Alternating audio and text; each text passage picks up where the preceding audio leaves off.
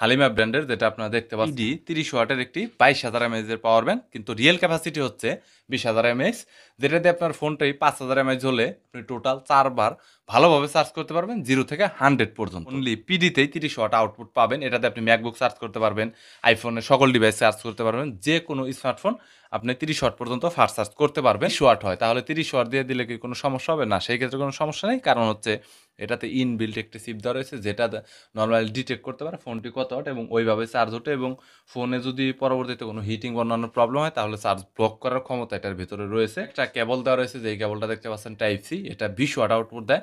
এখানে ইউএসবি একটা পোর্ট দেওয়া রয়েছে, যেটাও 20 ওয়াট আউটপুট। বাটন দেওয়া রয়েছে, যেটা কত পার্সেন্ট চার্জ রয়েছে সেটাকে আসলে দেখার জন্য।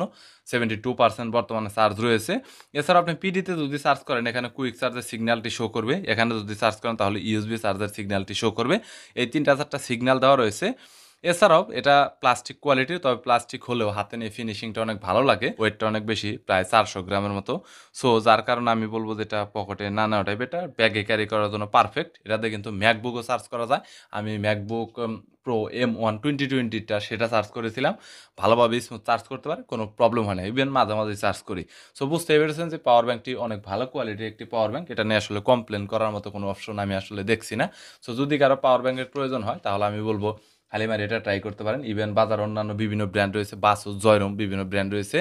নর্মালি 2500 টাকায় কিন্তু 30 ওয়াট দেয় না, তারা 22.5 ওয়াট দেয়। 20,000 এমএএইচ ক্যাপাসিটি, তাও 2000 এমএএইচ কম থাকে, 18,000 থাকে।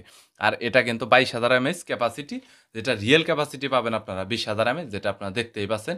আর পাওয়ার ব্যাংকের কোয়ালিটিটা ভালো লেগেছে, শুধুমাত্র এই কেবলটা ভালো লাগে নাই। এখানে একটা টাইপ সি আর একটা যদি এখানে পোর্ট দেওয়া থাকতো, সেখান থেকে type C to type C charge করা যেত, সেটা অনেক ভালো লাগতো। এছাড়াও এটা যে কোনো সময় ছিঁড়েও যেতে পারে টানাটানির কারণে, এবং এখানে রেখে এখানে হাতে ঝুলিয়েও রাখা যায় না, এরকম কোনো কিছু দেওয়া নেই। সো যার জন্য একটা প্রবলেমই। তবে যেভাবে দেখানো হয়েছে মনে হয় যে খুব এক্সপেন্সিভ, বাট প্রবলেমটা হলো এটা আমার কাছে একটু ভালো লাগছে না। তবে অনেকের কাছে এটা ভালো লাগতেও পারে। সো ট্রাই করে দেখতে পারেন হালিমার এই প্রোডাক্টটি। ভিডিওটি যদি ভালো লাগে তাহলে একটি লাইক দিবেন, চ্যানেলটি সাবস্ক্রাইব করে রাখবেন পরবর্তীতে অন্যান্য আরও রিভিউ দেখার জন্য।